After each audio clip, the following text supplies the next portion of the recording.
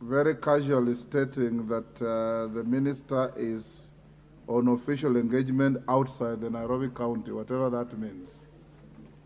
You are the one who coordinates that. Can I hear from you? Thank you, Honorable Speaker. Honorable Speaker, it is indeed true that we had scheduled those cabinet secretaries, and as I communicated in the usual Thursday statement last week, the cabinet secretary for labor is among those cabinet secretaries who are to appear this afternoon. And Honorable Speaker, we also did resolve the same in the House Business Committee yesterday, and we expected her. Honorable Speaker, it's important for the House to note that we have rescheduled the appearance of cabinet secretaries through the House Business Committee twice in the last 2 weeks because of the urgency of the finance-related bills, the Finance Bill, the Appropriations Act, the Supplementary Appropriations Act, and all the other business that we had in the last 2 weeks. And therefore, these cabinet secretaries and the cabinet secretary for lands and housing were scheduled to appear 3 weeks ago. And twice we have had to reschedule them and communicated the same to the ministries and the cabinet secretaries. I have also been copied to the letter, Honorable Speaker, that is in your hands, and I have to agree with you that indeed this letter is not only discourteous, but is full of contempt for the House. Because the letter says that reference is made to the letter from the clerk, referenced above, dated 27th June, inviting me to respond to the above questions. I wish to notify that I will not be able to appear for the plenary session as scheduled because of an official engagement outside the Nairobi County. The purpose of this letter, therefore, is to request for rescheduling of the session to next Wednesday, 12 July 2023, in a time that is convenient to the members, and forward written responses to be presented during the plenary session.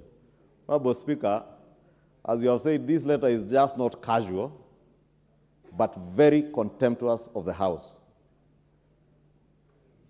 And it must be clear to all our cabinet secretaries that they don't appear before the National Assembly or before Parliament as a favor to anybody. They appear before these elected representatives of the people to be accountable to the people of Kenya. And allow me, Honorable Speaker, to begin first by apologizing to the members. The member for Konoin, the Honorable Brighton Yegon, the Honorable Member for Yata, Honorable Basil, and the Honorable Member for Kiambu, Mashua Waithaka, the Honorable Member for Kirinyaga, who came very early, seated behind me, Honorable Jane Maina, and the Honorable Joyce Kamene, the member for Machakos County, who had questions lined up for this cabinet secretary for labor, the Honorable Florence Bore. Honorable Speaker, I was saying, it is not just discourteous of a cabinet secretary to write such a casual letter, and not on Friday, and I'm sure she must be following, being a former member of this House, she must know that on Thursdays there is a statement from the House Business Committee that schedules business for the following week. She didn't write this letter on Friday. She has written this letter today. And that is why I say it's not just discourteous, it is contempt for the House. And we must make it clear as a House that we shall not allow any cabinet secretary, however powerful you think you are, however mighty you may perceive yourself, to hold the people's representatives with contempt and the institution of Parliament. We will do whatever it takes, Honorable Speaker, and all members of the cabinet know what it can take to protect the constitutional mandate of this House and of Parliament. When I look at the questions that these members are asking, these are issues of grave concern to the people. And for a cabinet secretary to write a letter to say she's engaged in official business which you don't even define, Honorable Speaker, let me disclose, I've just spoken to her on phone, yes, and she's telling me she was going to inaugurate a board of NITA, National Industrial Training, something that she can reschedule within her own ministry. But the House sittings cannot be rescheduled to suit the whims of cabinet secretaries. And we will not allow that, Honorable Speaker. Yes. Honorable Speaker, none other than President William RUTO has made it clear in public, and I am certain even in cabinet meetings, that the business of the House takes precedence over any other business. And that is the tradition of Parliament. When you are a cabinet secretary and you're invited to Parliament, that is the business that takes precedence over any other official engagements. Not NITA, not attending funerals, not attending weddings. Whether you're in Mombasa, fine, wherever you are, we don't care. Come attend to the concerns of the people. And we must make it clear to this cabinet secretaries, Honorable Speaker. And as majority leader, I will never stand here to defend a cabinet secretary or indeed any member of government who is contemptuous of the House and contemptuous of the people of Kenya. Honorable Speaker, the President himself has even committed that he shall never hold a cabinet meeting on a Wednesday afternoon because he wants cabinet secretaries to appear before the House, not for us to come and admire them, for them to come and be accountable to the people, because the President has every intent on ensuring that his cabinet and his administration is accountable to the people. Honorable Speaker, the minister tells me when I call her that she can appear here at 7, and I told her it is not your business to schedule when to appear. It is the business of the House to summon you when the people want to summon you. Honorable Speaker, I said I must say this because the Honorable Florence Bore goes to the record of this House as the first cabinet secretary to fail to appear before the House. It is not a good record. But it must go on record, she is the first cabinet secretary in the history of the 13th Parliament to contemptuously fail to appear before the House. And this is behavior that we must not tolerate, so that it serves as a warning shot to others, as they used to say in Vioja Mahakamani, kwa wengine walio na nia kama yake. So, for the others who may have such intents, notice is served. And I say notice is served from none other than the majority leader who has that responsibility to ensure that we schedule them and they appear. And they must appear, Honorable Speaker. Therefore, Honorable Speaker, allow me just to note that she had requested that if the House will still be sitting, and I told her that is not for me to decide. It is for the House to decide whether by 7 p.m. we can wait for her to catch her flight from Mombasa, from the NITA meeting, and I will leave that to the House, Honorable Speaker. Thank you. Thank you, Majority Leader. You know, questions are limited to the first 3 hours of our sitting, from 3 to maximum 6. Secondly, you are right. In her letter, she says she wants to appear on Wednesday, 12th July. No minister appears in this House on their choosing. They come on the scheduled time of the House. So please communicate with the ministers, because you are the one who is the link, that the House takes a very dim view of any minister who does not come to the House, because under the Constitution, they are accountable to this House on behalf of the people of Kenya. Thank you. I'll only allow the minority leader if he has anything to say. Yes, Wanjala, what's your point of order?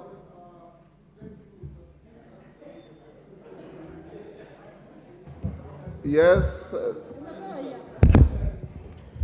Mr. Speaker, first of all, I want to thank the leader of majority for the issues he has raised against that very minister. This is the very minister who sent police officers to frog march a member of parliament when she had grabbed a house belonging to the honorable member before she even paid for the house. She has no respect for the elected That is leaders. extraneous, Wanjala. Sorry. That is extraneous. She is very arrogant. She has no respect for the elected leaders, and it is this house that vetted her. We are senior than her, and it must be on the record that we, as members of parliament, will be moving a motion to impeach that minister. Thank you, Mr. Speaker. I'll only give the minority leader, and then we move to the next. Thank you, Mr. Speaker. Your leader will speak for you. Thank you, Mr. Speaker. I just came when the Honorable Leader of Majority was on his feet regarding this matter, Mr. Speaker.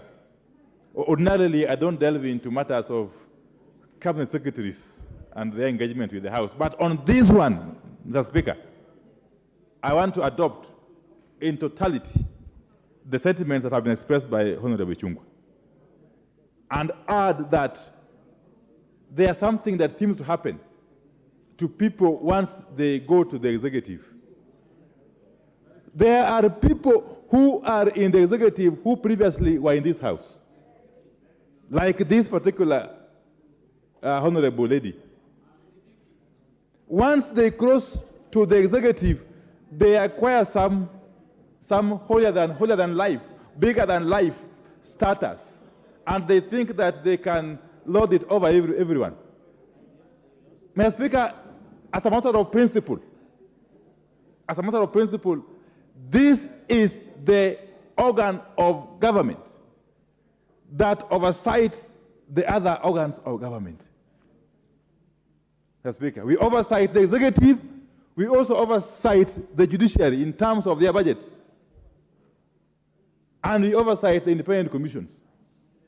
So this message must go out very clearly and loudly so, that regardless of who you are, and especially if you happen to sit in the cabinet, you must understand that apart from being answerable to the appointing authority, you are squarely answerable to this House. And if this House invites you, everything else can wait. In fact, must wait. And you run here to address the issues over which you have been invited. Mr. Speaker, I have heard a lot of complaints from my members here. A lot of complaints from my members here regarding this particular cabinet secretary about how contemptuous she continues to treat not only members of parliament, but also the institution of parliament as a whole. This is something that cannot be countenanced, especially in the face of the 2010 Constitution, which bestows on this House enormous responsibility. Enormous responsibility. Mr. Speaker, let me say this, that if this House wants to protect its integrity, its credibility, and safeguard its independence and authority, it must use one such case as an example. Just take the boldest step and indict this cabinet secretary once and for all. Mr. Speaker, I will be more than happy. Honorable Chungwa, I'll be more than happy to second you if you are to move a motion here of impeachment against this cabinet secretary. And there are many, these kind of persons, these characters. There are many. Mr. Speaker, unfortunately, I don't engage with them, but my members do. But the reports I am getting is that there are a number of them who are behaving in a similar manner. We want to remind them, wherever they are, that you cannot wield any more power than people who have been elected by Kenyans and sent to this House to represent them and address the issues of concern to the whole country. You could be sitting in State House or in the Cabinet office in your cabinet ministers' offices, but you must understand that this house has got authority over you. This house. So I want to really plead. And I'm seeing this letter, Mr. Speaker. Mr. Speaker, this letter on the face of it is really insulting. This letter is dated 5th July, which is today. And I am told she was required to be here. I didn't know because I really don't take much interest. But I am told she was supposed to be here today. If you got a letter inviting you to Parliament for whatever reason, either to a committee or to the whole House, for whatever reason, 3 weeks in advance, you cannot wait until the last minute and then you write to Parliament that you are engaged in some nebulous activity, in some dingy places. Mr. Speaker, you cannot do that. And in fact, I will be inviting, Mr. Speaker, as I conclude, I will be inviting my colleagues not to wait for the Honorable Chungwa to initiate that process. I would be inviting my colleagues, especially on this side, please proceed and initiate the process of sending this cabinet secretary home, and you will get my full support. Thank you. Thank you. I will not escalate that debate. I think wherever the minister is, she has had order. The minister has had very strong sentiments from the leadership of the House. And I'll order, honorable members, order. Order, honorable members. Honorable Ichung'wa, you just remind the minister her responsibility under Article 153 of the Constitution. Order. We'll now have Minister Alice Wahome of Water, who is in the House. We'll move to that. Honorable members, and I want to thank the majority and minority leaders. This House is the center of the people's will. And ministers under Article 153 of the Constitution are accountable to the House. And the words of the Constitution say, whenever required, shall attend, not may attend or will attend, shall attend to the House. So, Honorable Chungwa, you are showing a good example as majority leader. And Wandai informed the minister that, and indeed all ministers, none of them comes to the House at their choosing. They come to the House when the House has material for them to come and attend to. So it's contemptible for a minister to write a letter and say, I'm not coming today, I'll come next Wednesday. She doesn't know what is there next Wednesday. Now we have the Honorable Minister for Water, Alice Wahome. We have about 4 questions for you. I want you to compose your answers. I should be done with you in an hour. Hold. The question must be asked first. The member for Alego Usonga, the Honorable Samuel Atandi. Thank you, Honorable Speaker. And like we have evolved, Honorable members, Honorable Atandi, hold your horses. We allow the member, the questioner, to ask a question. He will have the second bite on a supplementary. I'll allow one joy rider. And if there is sufficient reason, I can give a second one.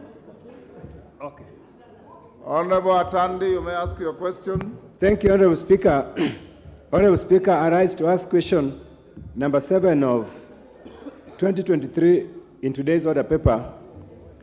And as you have said, the question is directed to the Cabinet Secretary for Water, Sanitation and Irrigation. Question number 1.